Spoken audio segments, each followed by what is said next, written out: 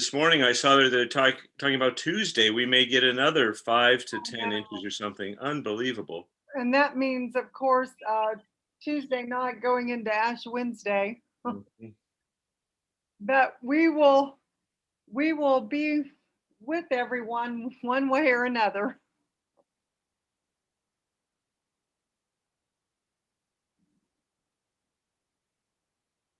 They talk about in medieval times there was a mini ice age, and just think how frightening and difficult that must have been for people who really didn't understand the scientific basis for climate and for the way the Earth behaves around the sun and so on. But it was a pretty desperate time. There were times where the in the Netherlands, the lakes and the water courses were frozen on into June. Yeah. Oh. Yeah, it was a terribly difficult time. So. Mhm. And I think of even just so many years ago, being isolated, not being able to communicate with anyone. You can only see what's in your own surroundings, Mhm. and no telephones, no computers, no way of checking to see what else is going on out there. So we are fortunate. Mhm. Yeah. Well, I have 10:30, so I say we move forward. And if you're ready, Jim. Yes, yes. And once again, it is my pleasure, my honor to introduce Jim McPhee to be our leader.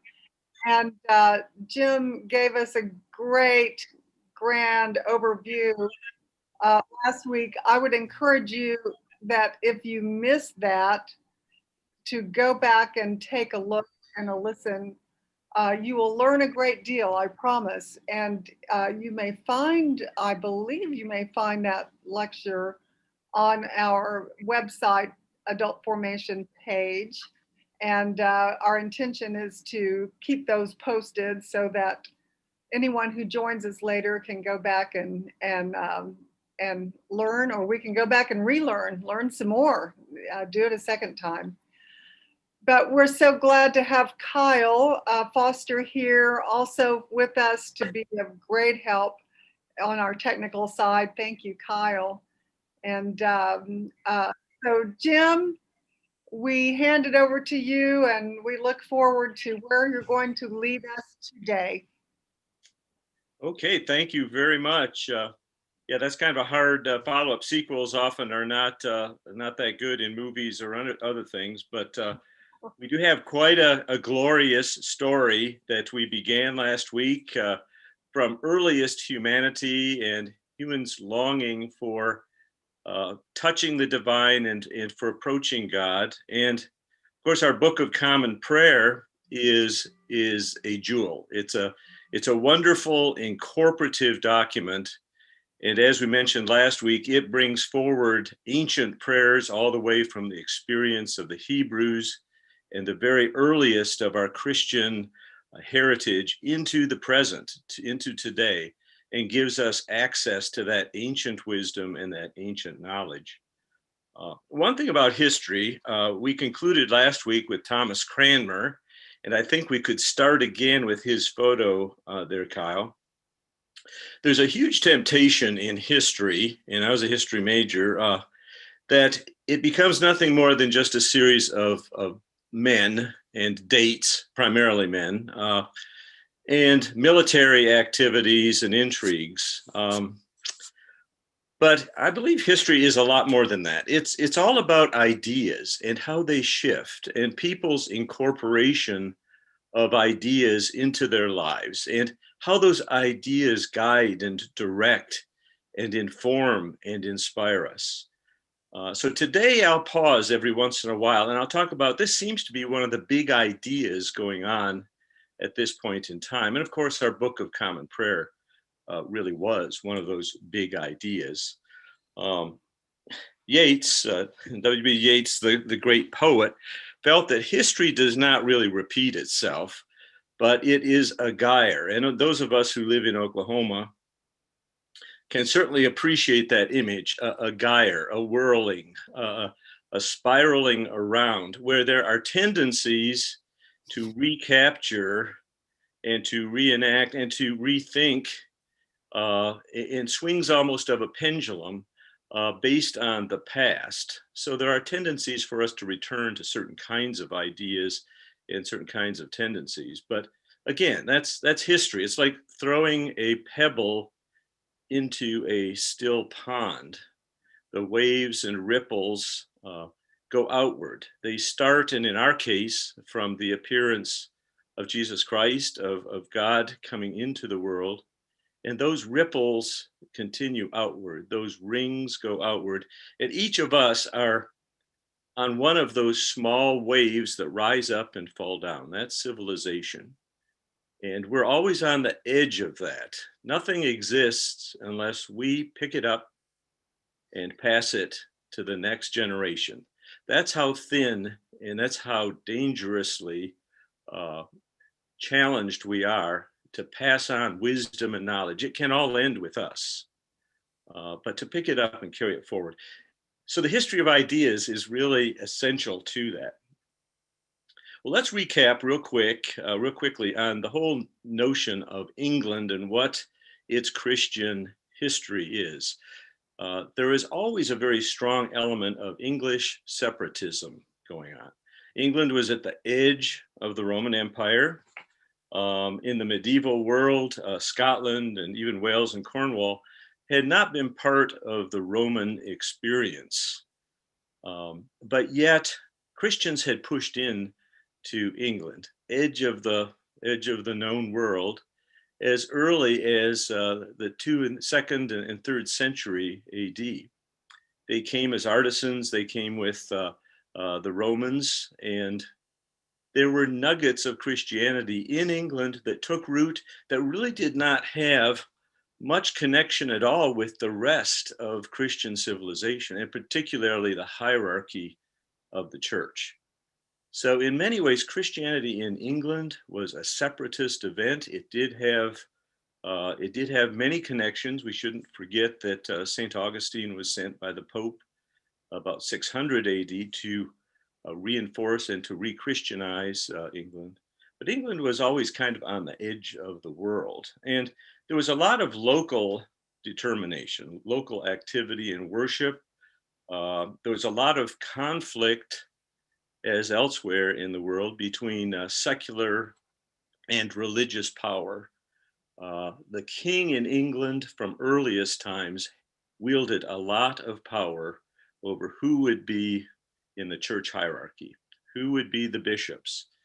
And the Pope and the Western hierarchy and authorities generally assented to that. But that was pretty unheard of in Western Christendom, that a secular power like a king would have the authority to determine who he wanted to have for bishops in his realm. The monastic communities were very essential as they developed, of course, with Saint Benedict and others. Uh, they represented the local community in a way that's hard for us to imagine now.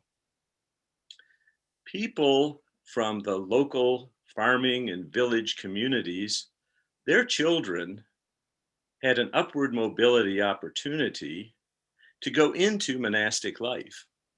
If you didn't come from a wealthy or powerful background, the church was a way where you could become upwardly mobile and make good.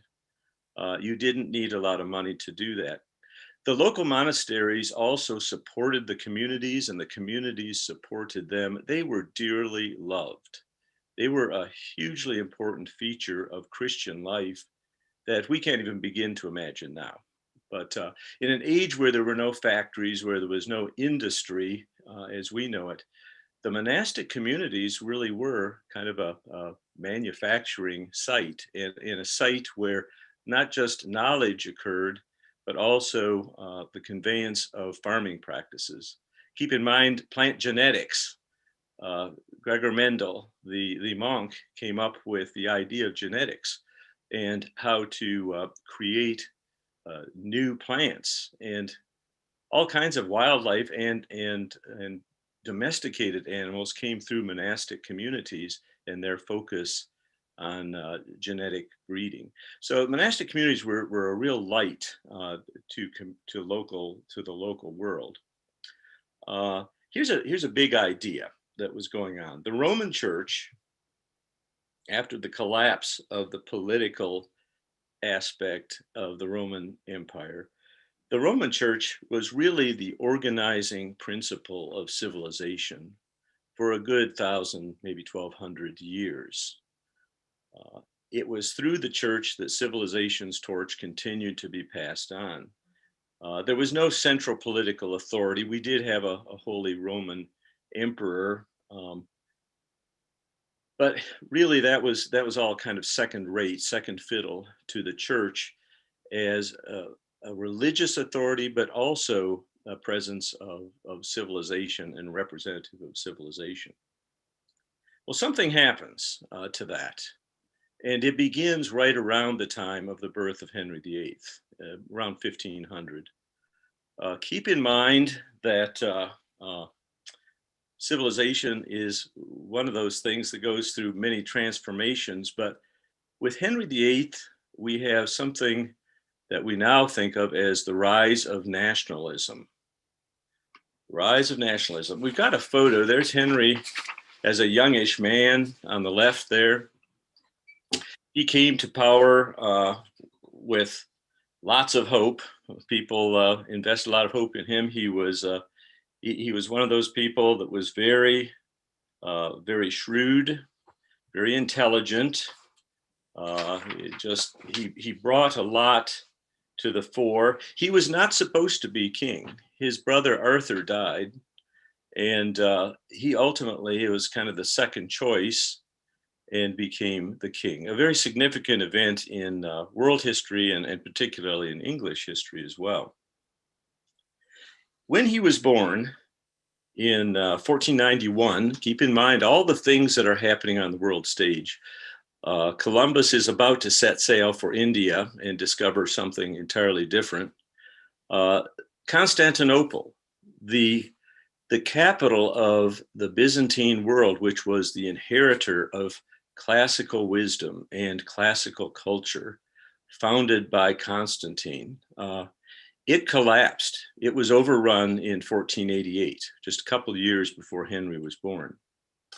The Byzantine world, which had been the inheritor of classical civilization, all of a sudden has all of this wisdom and knowledge and books and libraries that flow into the Western world, into Venice, into the civic centers, giving rise to what we now think of, helping give rise to the Renaissance, the rebirth of classical learning and knowledge. It was that event that really helped precipitate and move Europe out of its dullness and so-called darkness into a reevaluation and a relook at what humans and humanity and the human experience are all about. Imagine how exciting that was to all of a sudden have Plato and the classical philosophers and even the church fathers, even the writings of early church fathers come into existence, come into your presence. And all that was happening just about the time that Henry was born. Ultimately, this idea that begins to come up of nationalism is something that is a response to what was going on elsewhere. Keep in mind that Spain was becoming very active. It was united under Ferdinand and Isabella. The Moors had been pushed out of Spain. All this is in the 1490s and early 1500s. Spain was becoming a nation state as well. There were others. The Russian state was very powerful, very conscious. Even Denmark, Sweden, they were beginning to emerge into a national consciousness away from being part of a very broad empire and imperial system. The poor Jews, Henry VIII comes to power and marries Catherine of Aragon. And I was going to say something about the Jews. They were expelled from Spain under Ferdinand and Isabella, and the English did not allow them to come to England either, not at least not for a while. But Henry marries Catherine of Aragon. She's the daughter of Ferdinand and Isabella, and we all know about them. She was the wife of his brother who passed on, who died. We all know pretty much the story of Henry and his marital woes, his efforts to have some sort of a son that can succeed him. The whole idea of primogeniture was very founded in the Northern European mind, and that's having a son that can succeed you. But lots of other things were happening on the stage as well. Just shifting back to Spain, we've got Ignatius Loyola, our wonderful Ignatius Loyola, who is a minority group. Poor guy, he's a Basque. And Basques are, even to this day, agitating for their own homeland. But recent genetics indicate that the Basques' closest living relatives are the Irish and the Scottish, the Celtic peoples. They were affiliated genetically with Celtic people. And of course, Ignatius, his focus was on personal relationship with God, and his exercises bringing us into that closer relationship were really very new. And the Inquisition in Spain was very disturbed or cautious about what he was doing. Anything that could detract from institutional power, the outward signs of the church and the hierarchy, was under some suspicion. And of course, Ignatius, by his emphasis on interiority, on the interior life, was a bit at odds with that. Now, Henry comes to power, and in spite of his gifts, he turns out to be just one of the most dastardly tyrants that ever came along. Something went wrong with him, and he ends up being kind of the epitome of a Joseph Stalin for his time. He's murderous. He kills over 57,000 people, best guess that we have. He closes the monasteries. Horrendous thing. The local villages were devastated economically and religiously. This was our local business being destroyed when he did that to the monastic communities. He did that because he wanted the money. About a quarter of the land in England was at least under the control of monastic communities and through farming and other resources, and they had developed quite a bit of wealth. Also, they were a source of religious focus that Henry really did not trust. They were strongly affiliated with the world church, with the Roman Catholic Church in Rome. And he increasingly saw conflict there and wanted to assert himself as the kingpin, the power broker, the sole power broker in England. And so inevitably, I'm not sure even if he had had his problems with finding or having a son, if there wouldn't have been a clash anyway. Although in Spain that was avoided, but in any case, he did clash and wanted to divorce and marry. And we all know about his wives and his marital excess and so on. But his reign, he was really pretty ghastly on what he did. And part of his insight, however, on breaking and trying to consolidate and nationalize the religious focus of England was the prayer book. He finally was allowing Latin texts to be translated into English. That was really radical. I mean, people had been burned at the stake and drawn and quartered for translating into local language scripture and holy services. But I think Henry saw an opportunity here. There were a few documents that were translated. and brought into English. There's a common misconception, and when I was a teenager, I was always very ashamed to say that I was Episcopalian, in that Henry VIII started the Anglican Church. Well, that's not true. That's not even close to being true. The English Church existed long before Henry. I mean, it had 1,200 years of life before him. He was a secular power that made a significant shift or break with what had become almost the secular powers of Roman Catholicism, the Pope.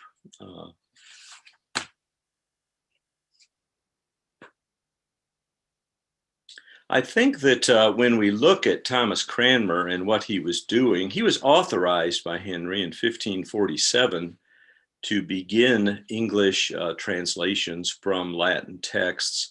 Henry dies, and really the prayer book as we know it, issued in 1549, came out under Edward, King Henry's child, his son. Edward doesn't live very long. He dies at the age of 16. He's gone. But meanwhile, Thomas Cranmer has been able to bring the 1549 prayer book to fruition. And it was wonderful because all of a sudden we had some standardized forms of worship. Each city and town did not necessarily now have to use its old individual Latin texts, although there was correlation and coordination. But each community and each church now could have a common service, which was very exciting. Well, the prayer book didn't last very long. As I said, Edward died, he was 16 years old. And then comes along big sister Mary, the daughter of Henry's first wife. She's Roman Catholic. She marries Philip II of Spain. And the prayer book is out the window. The Book of Common Prayer is outlawed. And we're back to Latin. We're back to rapprochement with the Roman Catholic Pope and the hierarchy in Rome. But that doesn't last long either. Mary falls ill and dies after about 5 years. And then we get Elizabeth. Really a truly remarkable person. And again, my suspicion of people making the age and history being about people can certainly have some exceptions. I believe Constantine and, of course, Alexander the Great and, of course, our Lord entering into earthly life are all significant events of persons and personality coming into history. But Elizabeth comes into the world. Think about her childhood. She's raised by nannies. Henry murders his mother when she's almost 3 years old. Now think of what an impact that kind of family dysfunction would have on you. Ultimately, she never does marry. She has quite a balancing act to do, because in her reign, there's increasing suspicion and radicalization going on. The Protestant movement, the Reformation movement, rethinking religious ceremonies and suspicion of outward religious ceremonies, lighting candles and the liturgy, all of that is coming under Calvin and Calvinism, and it's being cast in a very negative light. On the other hand, you have the people who are very comfortable with the long affiliation and history with the Roman Catholic Church. So you talk about turmoil. If we ever thought we had turmoil today, we're just at a birthday party. This was really serious division going on. I mean, immense upheavals. And in fact, Elizabeth, although she reinstituted the Book of Common Prayer, there were certain practices that were not allowed. There was no Great Litany allowed. There was no procession into the churches allowed. That was too outward and too ceremonial. So she was walking a really fine tightrope. She was looking for a middle way. And she even got to the point where she said, it's not her business to look into the souls of men through the windows of their soul. If people would at least be nice to each other and not be murderous and try to conform to at least outward civility, That's what she was hoping for, preventing the chaos and conflict of a civil war. Her brother-in-law, Philip, turns around in 1488, about 30 years after she's on the throne. This is Mary's husband, Philip, sends the Spanish Armada to England to overthrow her, to invade and destroy the infidel English monarch and the system that she's instituted, and it fails. Miraculously, we think there were remnants of a hurricane or a gale that really impaired the Armada. And then, of course, we had some English ships that were smaller and faster. But in any case, the invasion of England by Spain fails. And that's in 1588. Elizabeth, again, is wanting people to kind of focus on their individuality and to enjoy life as well. We think of Shakespeare. Shakespeare begins to write his plays in the latter part of her reign. And Shakespeare is astounding because he is going into interior space, interior psychological motives with his plays, like no one has ever done or had ever done up until that time. And of course, he was a great favorite at the court. They performed a lot of their plays for Elizabeth. And in spite of the plague coming and going, he continued to perform plays right into the reign of James I. Elizabeth passes 1603, and James I, son of Mary, Queen of Scots, comes to the throne. And he is Protestant. His mother, Mary, had been Roman Catholic. You can see how families were in conflict over this religious issue. But James is Protestant. He comes to the throne. And of course, we have our King James Bible, magnificent. It's a glorious document, a poetic document that has still enormous influence on the current translations and the current document that we use for the Bible and for Holy Scripture. Keep in mind that, again, the Bible under King James was walking a tightrope as well. The Roman Catholic translators tended to prefer a little less. Where there's vagueness in Scripture, they liked to have a little more poetic license. The Reformers and the Protestants really didn't like vagueness at all. They wanted to be very specific. So there are some things in the translation that, even though we don't really know what the original Greek was saying for certain, they were put out as being pretty clear. A lot of really kind of peculiar things, even in the Lord's Prayer. But that's another whole story. As Father Tim Shawn would say, that's a whole rabbit hole. But we have the King James Bible. The Book of Common Prayer comes back into usage. And in fact, we can step out. This is when the Catechism comes into the Book of Common Prayer. And if you have a Book of Common Prayer, you can flip to it. It's on page 844, 845.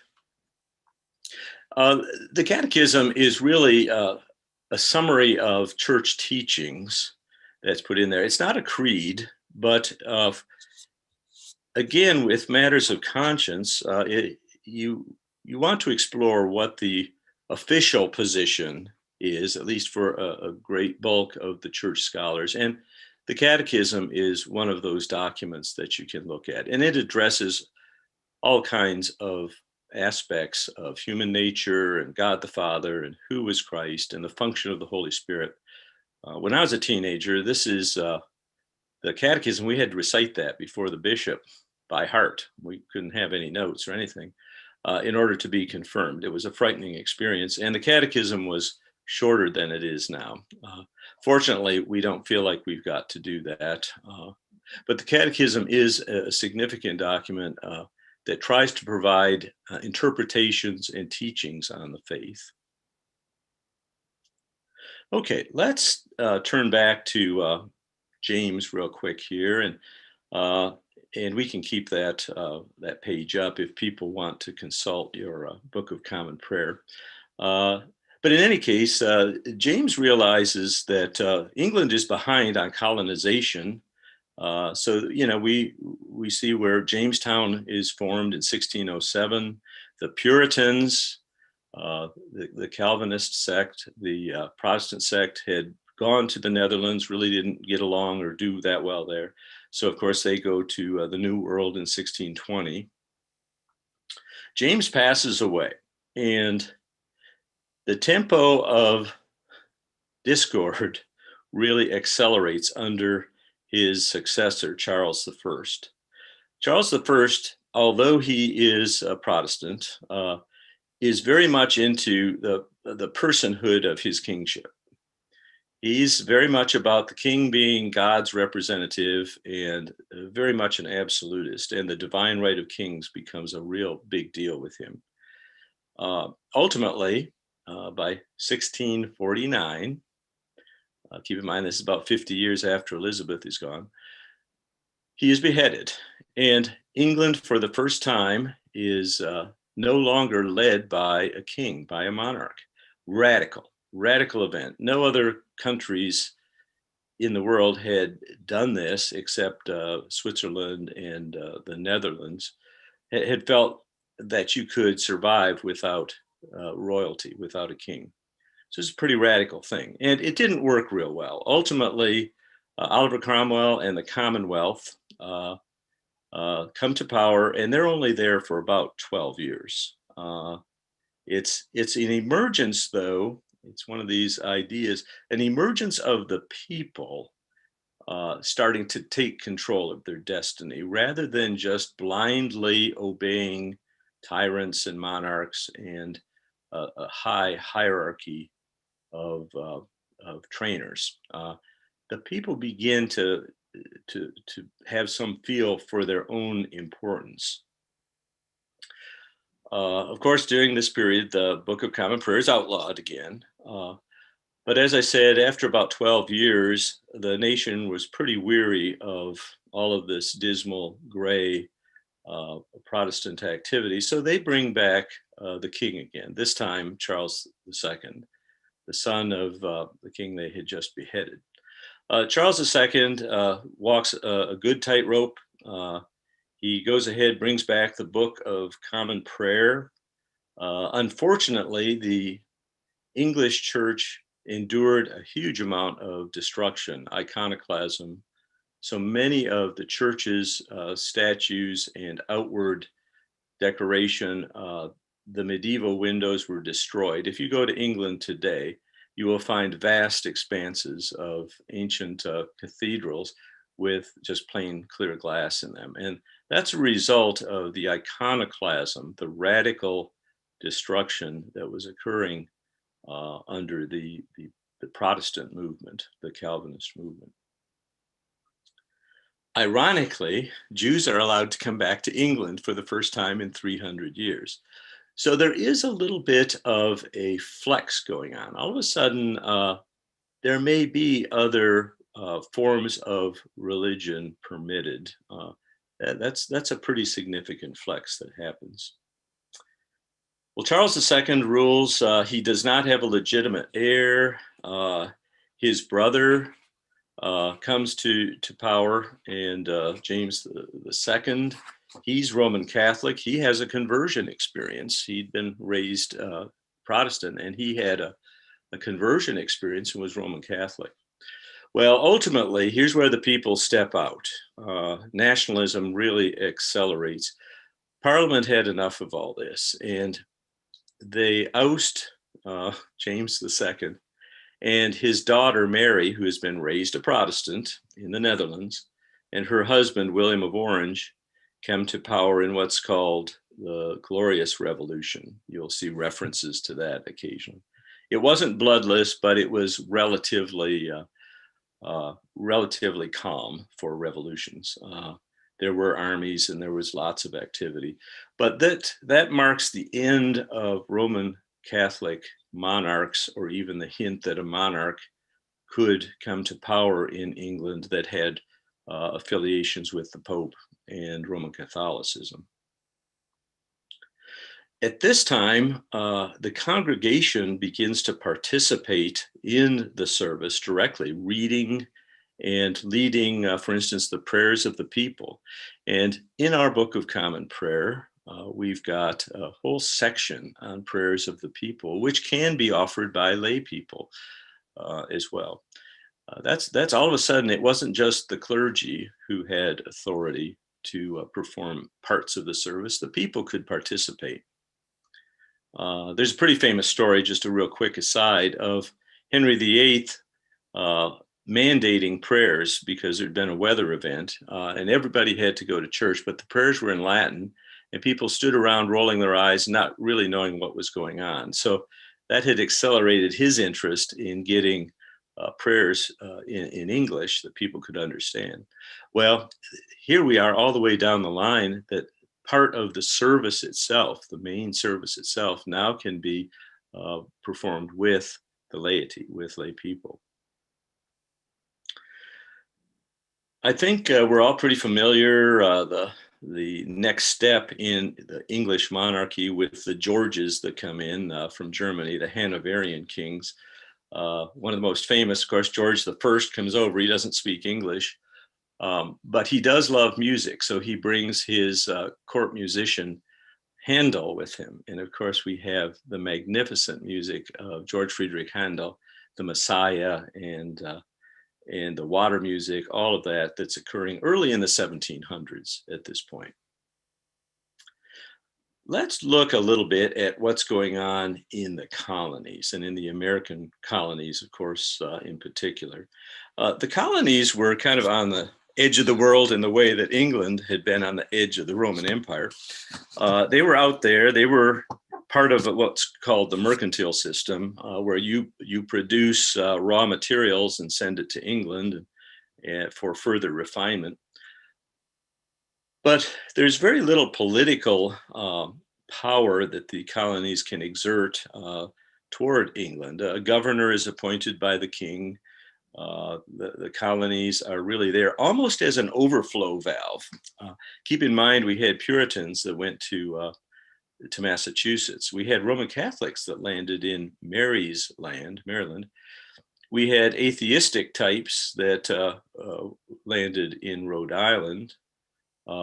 Anglicans did tend to appear in the South and in New York. We have William Penn, the Quaker, who finally he captures some land in Pennsylvania.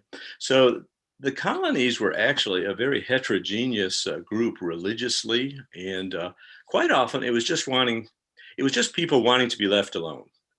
Let's just get the heck out of Dodge here, get out of England and go live our own lives and with our own communities in the way that we can see fit without a lot of interference. And if there is trouble, we could just move on to the next town, found another town.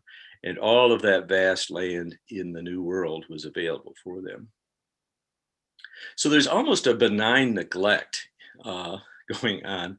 The local religious powers were really not beholden to any hierarchy. Even the Anglican churches. Now, this is the oldest brick church in North America, built around 1632. It's in Smithfield, Virginia, on the coast there. Anglican church, sweet little church, and I believe it's still in use. But again, we're distant from England. There are no bishops in any colonies. That's a real problem. Your priest has to go to England to be ordained. And when that happens, of course, he's swearing fealty to the English government, the English crown, as well, to the king. But there are just no bishops. It's a real problem, although the southern states kind of like that. We all know about vestry. We just had an election here. Vestries were immensely powerful in some of the states.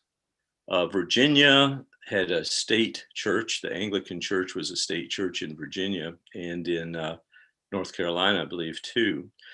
And vestries were actually the local administrative department for social welfare. They looked after orphans. They would help families that had fallen onto hard times. They directed where roads would be built.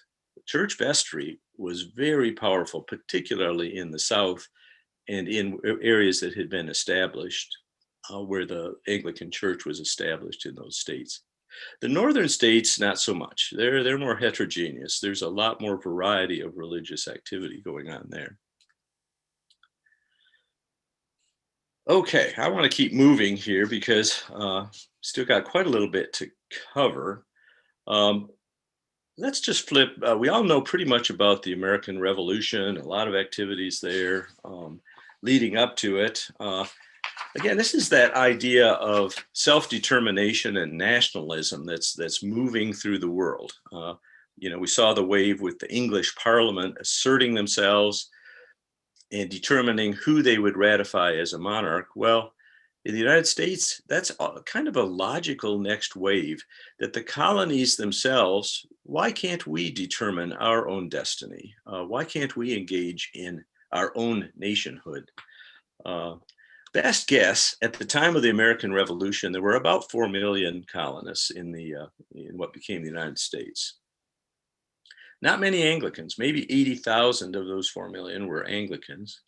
A lot of people were not religious. Probably the great majority were really just busy trying to farm and to live their lives. The revolution comes.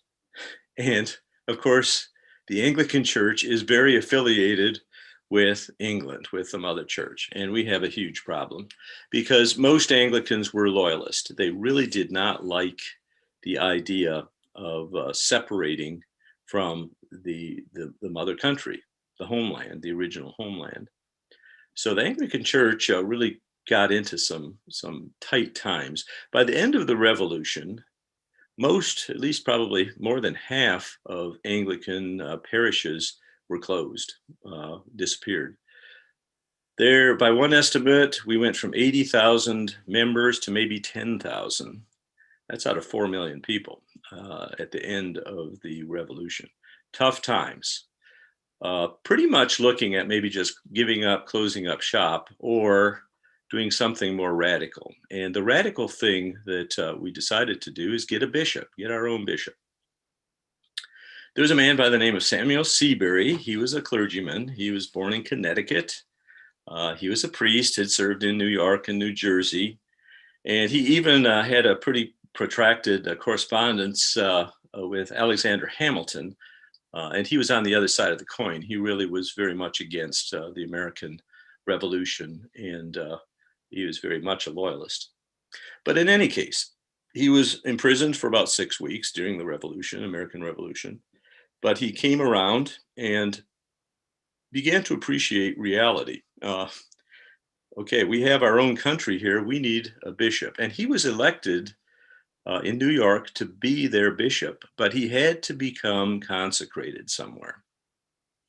Problem is, going to England, England really didn't want to help us out at that point, help the what became the Episcopal Church.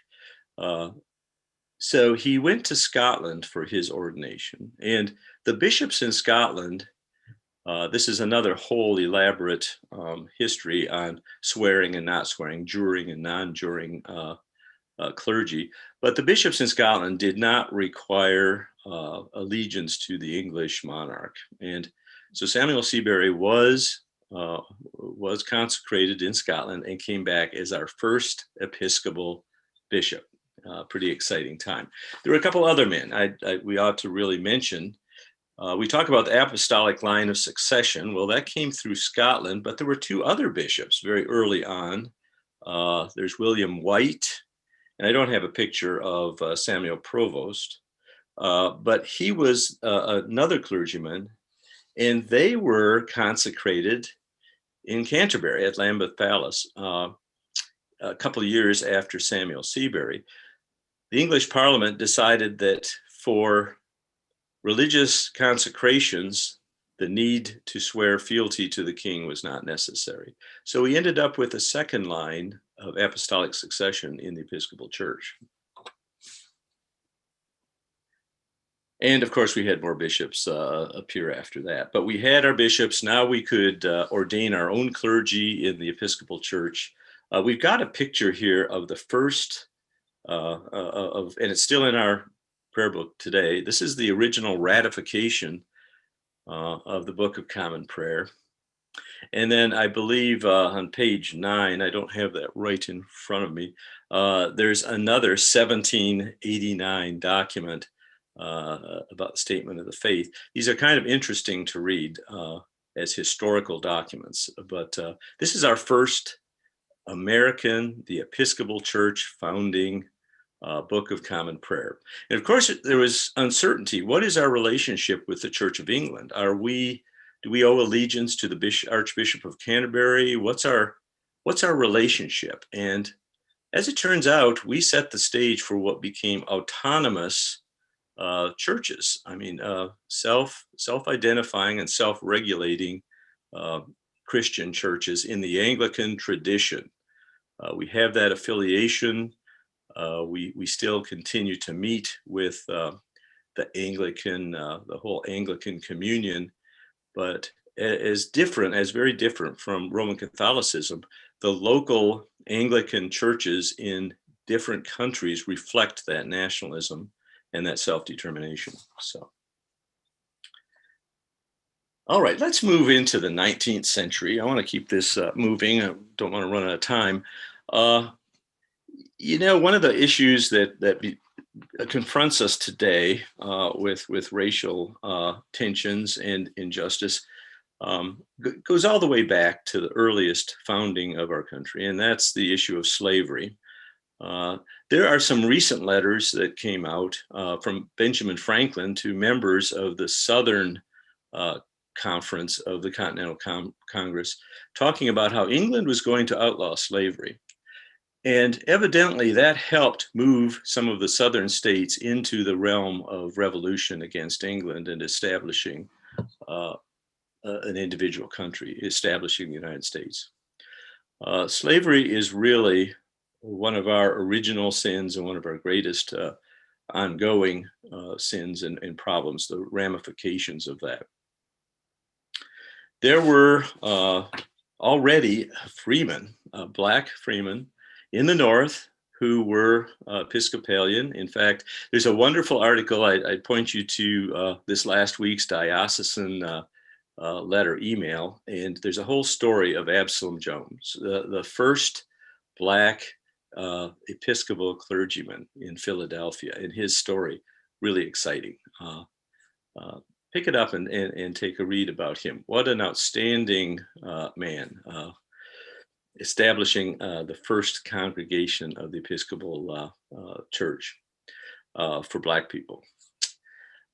Slavery, okay. Often in slavery, the discussion had a lot to do with looking for biblical loopholes. And of course, there are a lot of them about obeying masters and obeying the authorities. And there's no strict prohibition, at least it was said, for slavery, against slavery in Holy Scripture. But there was quite a movement and a realization that if the Israelites who were enslaved in Egypt, if God saw fit that they should be released from slavery out of Egypt, isn't that kind of an indication that that's the natural estate of humans, to be free and to be equal and to be able to determine their own destiny, not to be owned by other people? So ultimately, England did outlaw slavery in 1807. And by 1833, anyone who still was in slave status in the British Empire was freed. However, in the United States, we linger on. 20 years, we've still got slavery, which ultimately leads to our Civil War, a tragic event. There's an abolitionist movement. I think our next photo, Harriet Tubman was an Episcopalian, ran the Underground Railroad to try to move runaway slaves to Canada and into other safe places. The Episcopal Church was not super engaged on abolition, partly because of its southern wing of slave owners. And ultimately, with the Civil War, there was a break between the North and the South branches of the Episcopal Church. It was not unique. Many of the Christian churches, the Southern Baptists, became Southern Baptists due to a break, and they still haven't reconciled. A lot of denominations had this problem. The Civil War, though, really was a watermark time. There's this new idea, and it's maybe not so new sounding to us, but an idea that human beings could and should all be free and engage in equality. And that's going to shift to an even more religious tone by the end of the 1900s. But this idea that human freedom and equality is part of God's will for us. There were lots of forms of Christian worship going on, and perhaps that's the best way that humans are meant to live and to be, rather than being owned by other people. One of the things about the Civil War we hear even today is that it was a war about states' rights, and that's a notion that really came about 1900 or so, and it's not true, at least in my opinion. You go to Lincoln's tomb in Illinois and read everything that he wrote, and the Civil War was about slavery and freeing people. In fact, Lincoln invited Harriet Beecher Stowe, the author of Uncle Tom's Cabin, to the White House. And one of his first comments was, "Well, what a war you have created with your book." I mean, there was no doubt that the conflict between the states really was about slavery and whether it should be perpetuated or not. Well, the Civil War ends, and we know all about that, how that goes, and Reconstruction, and all the ongoing problems. We have another problem that's been going on from earlier times, and that's with Native Americans. How they were treated, pushed, the land grabs.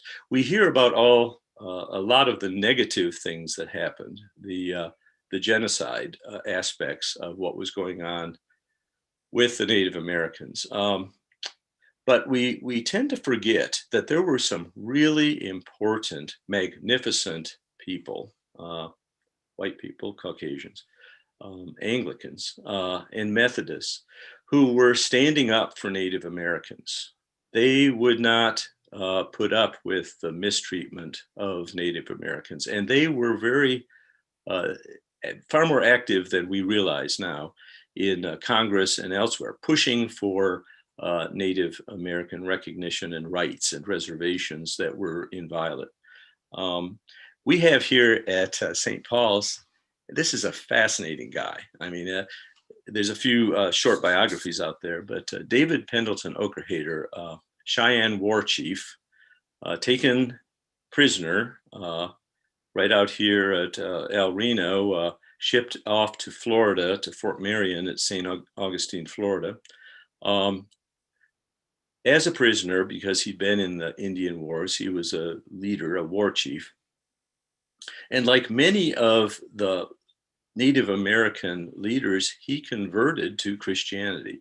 There's actually quite a synthetic cohesion between a lot of Native American beliefs in the Great Spirit and the Christian faith. And some of his letters are just plain sweet and refreshing. The diocese here has some of those documents. I don't believe they've ever been published or circulated a lot, but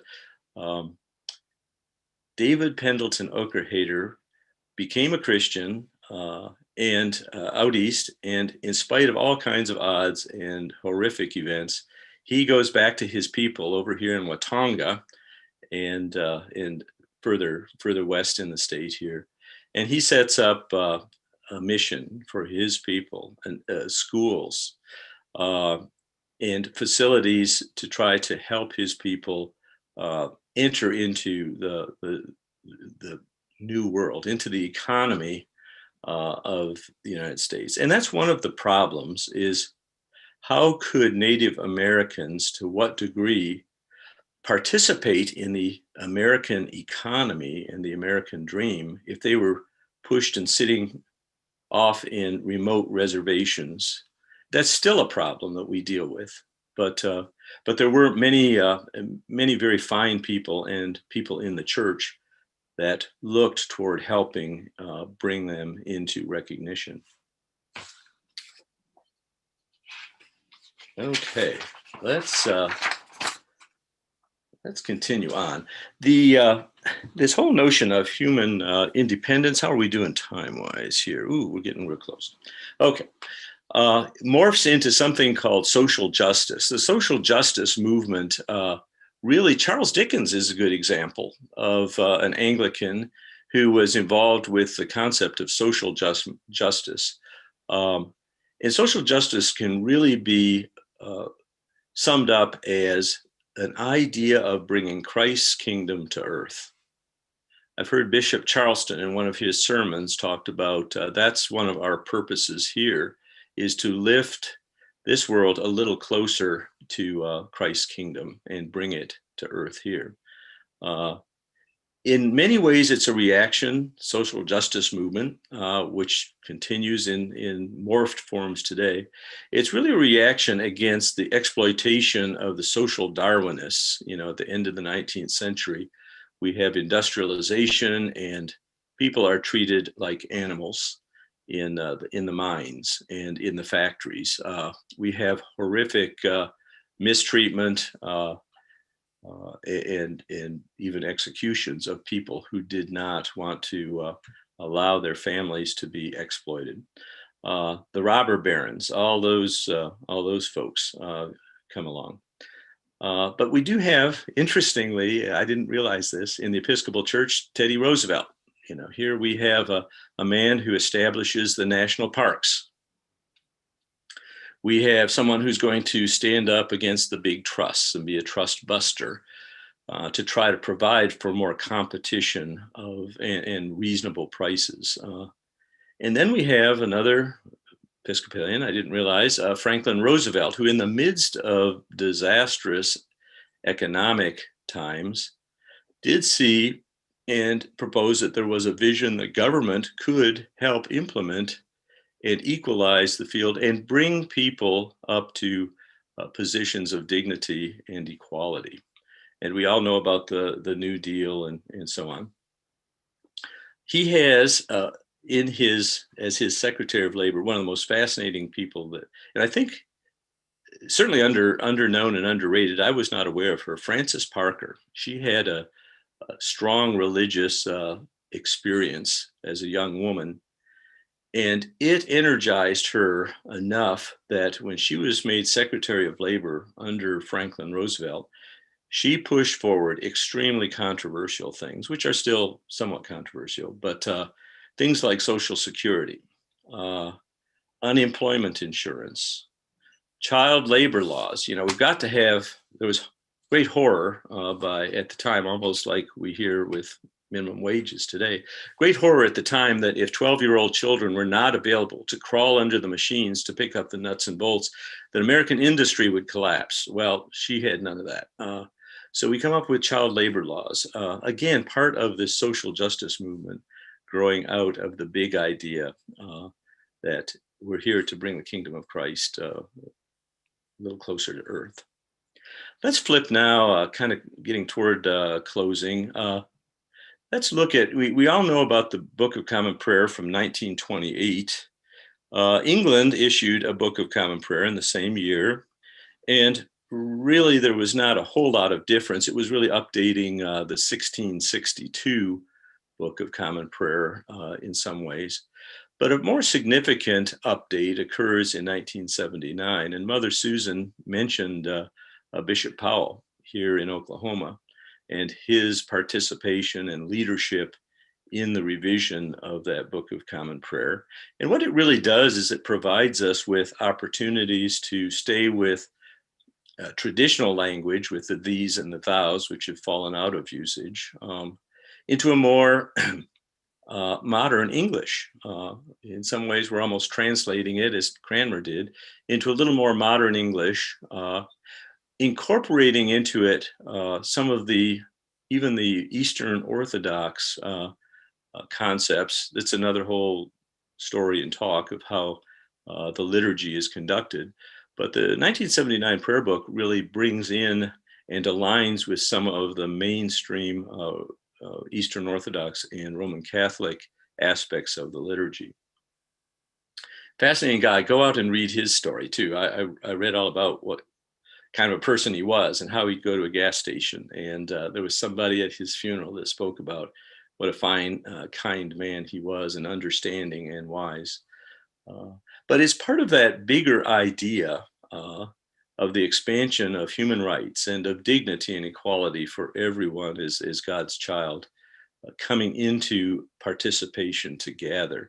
We begin to ordain women in 1976. I think we're all aware of some of the issues with homosexuality and same-sex unions and recognition, which are still a point of contention with much of the church, and a fear of losing tradition, which is understandable. But we still continue to move and expand forward into a deeper faith with each other, and a more understanding, caring faith with each other. The Episcopal Church still uses the three-legged stool that Richard Hooker came up with, or mentioned in the 1500s, and that's scripture as foundational, tradition, which tradition is inspired by the Holy Spirit, the guidance of God through time, and then reason, of course, using the brains that God has given us for scientific revelation as well. So those three legs are the stool of our faith, and how we can continue to evolve and conduct ourselves as Episcopalians. It's an evolution of understanding. Let's flip lastly here. This is a real pretty picture of the National Cathedral. I think George H.W. Bush, when his funeral occurred just a couple of years ago, was here at the National Cathedral. A quarter of all US presidents have been Episcopalian, more than any other denomination. And interestingly enough, this cathedral was chartered by the US Congress, and President Harrison signed it into law in 1893. Teddy Roosevelt laid the cornerstone, and it was completed in 1990. It's kind of our, if we have a home church, we might think of it almost as our home church. So I think that pretty much concludes up to the present. That's a real fast swim. Hopefully we didn't drown anywhere along the way, but we have our wonderful presiding Bishop Michael Curry, who spoke at the funeral, and of course he's been to England and spoke at various occasions there. Who is the church? It's you, it's me. We're a community. We're engaged with each other in pursuit of the knowledge and the love of our Lord Jesus Christ together, experiencing it together. It's an adventure that we can all have together. And of course, we have the guidance of our clergy, the discipline, the obedience, and the structure, which we wouldn't have if we didn't have some organizational representation. And of course, we're looking for a spiritually nourishing direction in our lives of union with Christ. Thank you very much. I hope I didn't go too far past the time here. No, Jim, you are right on the mark as usual. And this was every bit as wonderful as your first. So the sequel was just great. And we thank you so much. I just wanted to point out this about, first of all, I didn't know Harriet Tubman was Episcopalian. So thank you for that wonderful nugget. Also, David Pendleton Okrahater, thank you for bringing him up. In case you new ones didn't know about this, Blue Clark, who is a parishioner of ours, his mother, Lois, had everything to do with David Pendleton Okrahater becoming appointed on the calendar of holy women and holy men. And she did that at the national church level. So that is a link with us. That one I know for sure. This next one I cannot say for sure, but I was told by Abby Ruth Townhausen, who was known as the cookie lady of St. Paul's in the early 90s. She always insisted that we have freshly home-baked cookies after every church service. She claimed that Samuel Seabury was her great-great-grandfather. Now, I can't prove that, but anyway, it's just another little interesting tidbit about St. Paul's. So, and our link in with all things Episcopal. So thank you, Jim. You just our applause to you, and looking so forward to next week as well. We have Miles Talbert and Jim sort of dabbled in our interest of the Renaissance, touching on that. And next week we will zoom in on the Renaissance time to see how what kind of effect that had on our Book of Common Prayer with Miles Talbert.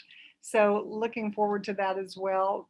Thank you all for joining us, and have a blessed day. And I'm looking out, it looks like the snowflakes are increasing. So stay warm, everyone, and we'll see you soon. Bye-bye.